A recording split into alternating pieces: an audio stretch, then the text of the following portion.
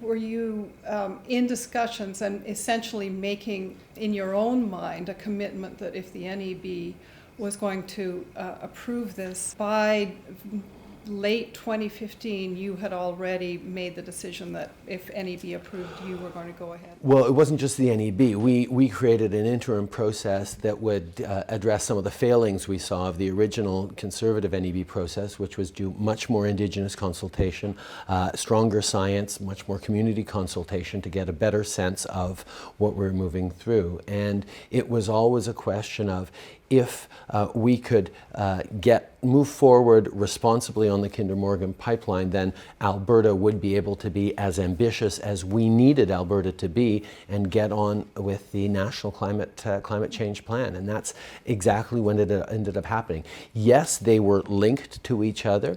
Alberta right now is led by a premier who has done things that no premier has ever been able to do, and it was always a trade-off. He says, I will move forward on an absolute cap on oil sands emissions. I'll move forward with a price on carbon pollution, but in exchange for that, we're going to be able to get our resources to new markets. It all holds together, and that's something that was always part of our approach. If I may, the Chilcotin decision doesn't give them a veto, that's very true, but it does impose a fiduciary duty on the federal government.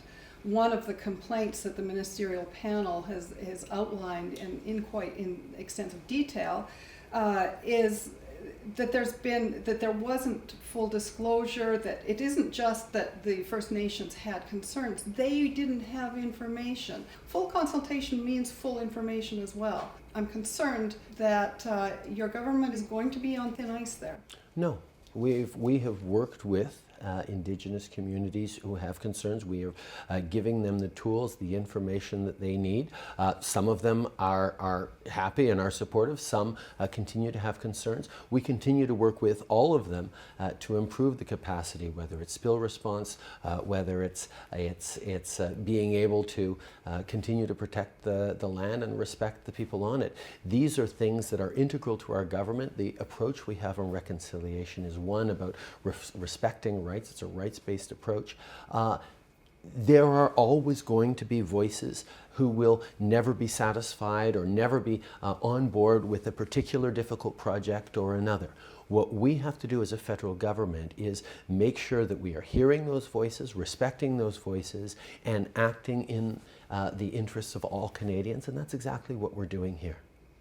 Whether you think that that's going to be satisfactory or not to them, you will face protests. Are you leading Canada into a quagmire? Are we going to see a combination of an OCA and a war in the woods? The decision to approve the twinning of an existing pipeline is an unavoidable element in a national climate change plan. Now, there are parts of that national climate change plan that prairie conservatives don't like. They don't like the national price on carbon. There are parts that certain people in BC don't like. The Kinder Morgan pipeline, for example. There may be other parts that other people have issues with.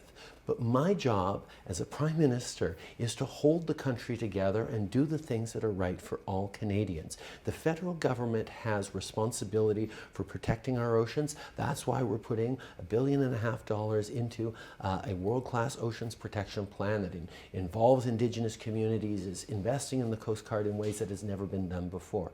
The federal government has the responsibility for national energy projects that cross borders, provincial borders. That's why we're moving forward on ensuring that that pipeline is built safely and securely. That the federal government has national responsibility for environmental issues, and taxation, which is why we're putting in a national price on carbon pollution. You can't have all those things unless you have all those things together.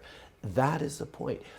My role as Prime Minister is to make those difficult decisions. If this was an easy choice to make, people would be able to make it easily and there'd be support. But there are competing interests in place, and what Canadians entrusted me with as a responsibility is figuring out the best path forward, the path that's going to protect the environment, that's going to ensure that we have jobs while we move forward into a transition off our dependency on fossil fuels, that makes sure that we are creating the kinds of supports that'll protect our marine life and our oceans while reducing climate change. These are all things that go together, and this approach is one that I stand behind as a federal government.